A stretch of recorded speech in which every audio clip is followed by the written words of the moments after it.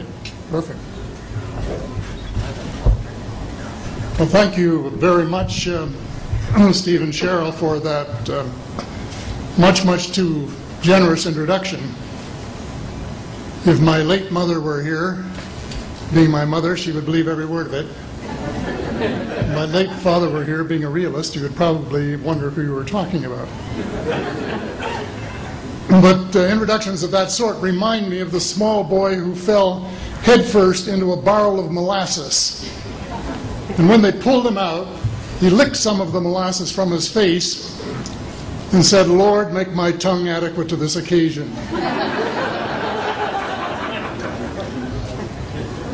Well, actually, this is not my night for humor, and I'm not a match for either Stephen or George. So I'm not even going to try to be funny. Except my first line, and that's after this wonderful banquet, I think that I have exceeded the feed limit.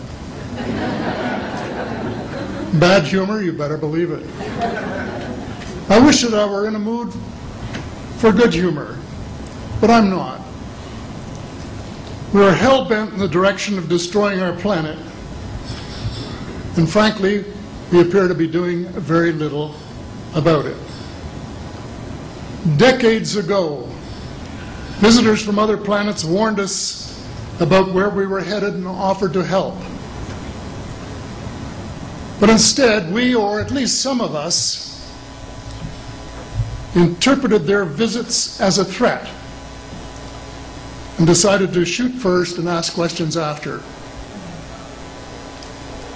The inevitable result was that some of our planes were lost, but how many were due to retaliation and how many were as a result of our own stupidity is a moot point. Wilbert Smith, one of the first Canadians to take an active interest in the subject of UFOs, asked the visitors about the accidental destruction of our aircraft by flying into the vicinity of a flying saucer. The response, and this is Wilbur's words, "We were informed that although a few of our aircraft had come to an unfortunate end by what they considered the colossal stupidity of our pilots,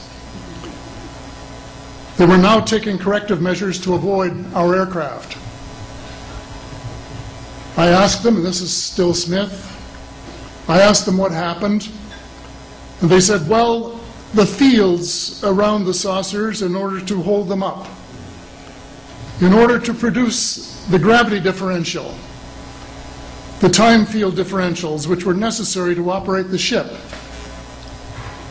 these sometimes produced field combinations which reduced the strength of materials to the point where they were no longer strong enough to carry the loads that the materials were expected to carry."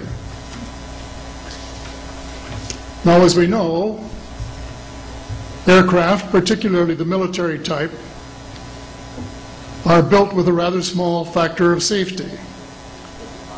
And in these regions of reduced binding, the materials are no longer strong enough to carry the load, and the craft simply comes apart.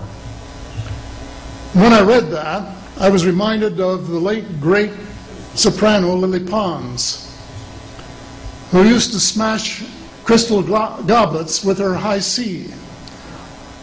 She would direct the sound at them, and something in the sound waves would change the structure of the glass, and it would fly apart. Well, this didn't satisfy our military chiefs, who must have thought that it was more important to secure American nuclear superiority, even though using it would result in the annihilation of us all, than to take the hint and start moving the planet back from the brink of global disaster. They, the military, must have been and still are so paranoid that they feel it necessary to use the visitors' technology to fight them off, rather than welcome them as partners in development, though they may have seconded a few renegades to assist them in what can best be viewed as diabolical developments. Stephen has said that talking about UFOs is passé, and that we should be talking or limiting our talk to exopolitics. Well, Stephen, I agree with you in theory, but in reality we have a problem when official U.S. policy insists that UFOs don't exist. The veil of secrecy must be lifted, and it has to be lifted now, before it's too late. It is ironic that the U.S. would begin a devastating war, allegedly in search of weapons of mass destruction, when the most worrisome developments in this field are occurring in your own backyard. It is ironic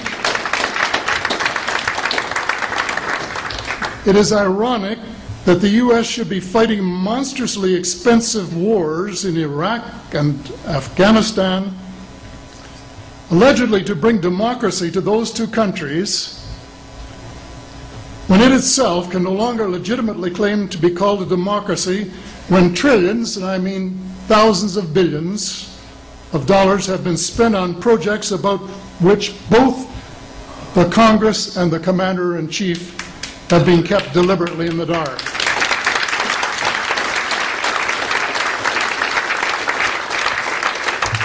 How much has been accomplished in 60 years of feverish activity by some of the most educated minds in the United States? Has America developed flying saucers that are visually indistinguishable from the visitors, as alleged? And if so, what do they propose to do with them?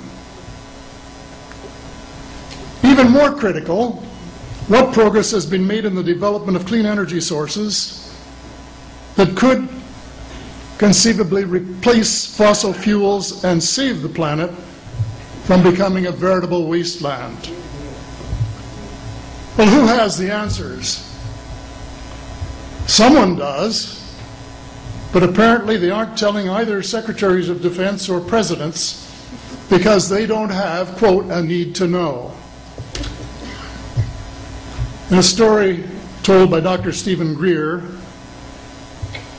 President Clinton was asked a question by White House reporter Sarah McClendon about why he didn't do something about disclosure. And Clinton replied, "Sarah, there's a government inside the government, and I don't control it." Excuse me, doesn't the Commander-in-Chief and the person who allegedly has their finger on the nuclear trigger have a right to know what his subordinates are doing?